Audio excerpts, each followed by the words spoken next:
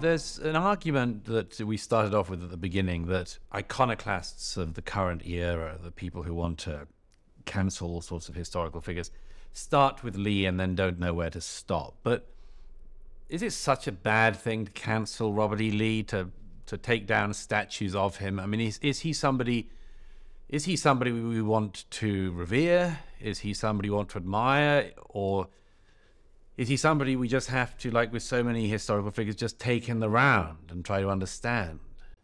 Well, I guess it gets to the question of what do you think a memorial should do? If the only purpose of an old memorial is to hold someone up as the perfect role model, there is no chance that Robert E. Lee can meet that standard, and his memorials should go. Now, I don't look at memorials that way myself. I can say I wouldn't tear down an old memorial, but I wouldn't put up a new memorial. That's an intellectually coherent position. If you care about history, then you don't go around destroying old pieces of artwork that were created by previous generations. As I told you, these statues came about at a time when Robert E. Lee was held in high regard by some of the same people who would defeat the Nazis in Germany. And I don't think we necessarily need to make these choices. We can understand why the monuments were put up. We can put them in context without destroying them, without defacing them. By the way, when did the last one go up to him? Oh, that's a good question. I will tell you this. I've been to the National Cathedral, and there was a stained glass window in Washington, D.C. devoted to Robert E. Lee in the cathedral. That was put up, I believe, post-World War II. And that was recently taken off.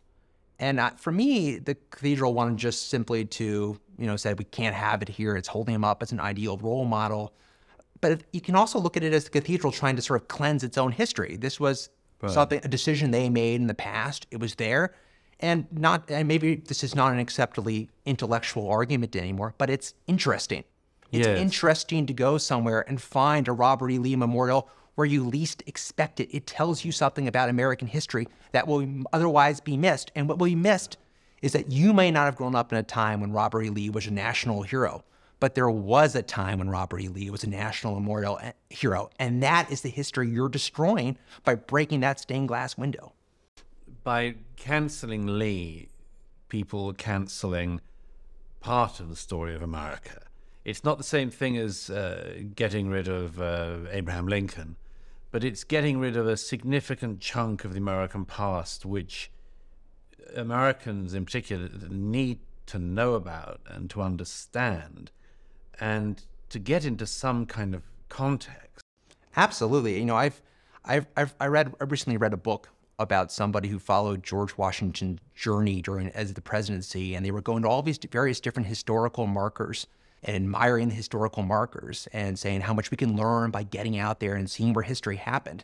And then he said in the next paragraph, well, we should take down all the Confederate memorials, and I'm glad to see those going down. Well, what kind of trip are you going to take across America if you've just left what you want to see and torn down what you don't want to see? If you take aside the military genius, what is it that we can learn from the life of Robert E. Lee? Well, I believe the most important lesson of Robert E. Lee's life is that decisions by individuals matter. And that's not necessarily a politically correct attitude today. We tend to say, oh, it's only about movements and trends, and individuals don't really make a difference. We can substitute one white guy for another white guy, or whatever else you might say. But Robert E. Lee's story proves that the decisions we make do matter, because on the eve of the Civil War, he faced a choice. He could have had a very different legacy than the one he left. And in my view, he made the wrong decision. He should have cast his fate with the Union, but he felt that he couldn't.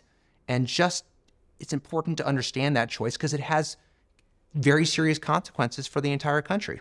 It's a disastrous decision for an individual to have made. It's a disastrous individual. And if you look at the personal cost he paid from the house where he lived before the Civil War being turned into our national cemetery, that is not a coincidence. That is a decision that is made by people who are angry at Robert E. Lee for the decision he made.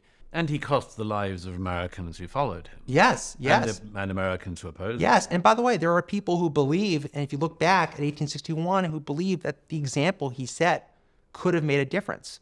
If he'd have joined the that North he could have set an example for other Virginians.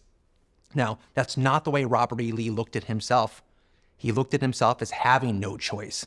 And what I like about the story of Robert E. Lee is that it shows that we do have choices. We all have individual choices, and those choices matter.